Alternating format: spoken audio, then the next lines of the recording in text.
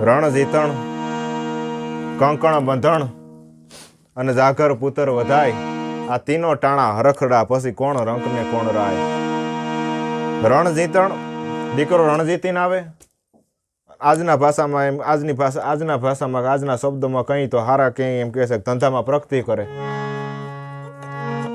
રણ જીતણ, કંકણ બંધણ, દીકરાના હાથે મીઢોર બંધાય અને જાગર પુત્ર વધાય, દીકરાને ઘેર દીકરાનો જન્મ થાય ને આ ત્રણ ટાણા હરખના છે. એમાં પછી કોણ રંક ને કોણ રાય, હા એ કઈ જોવાનું ન હોય.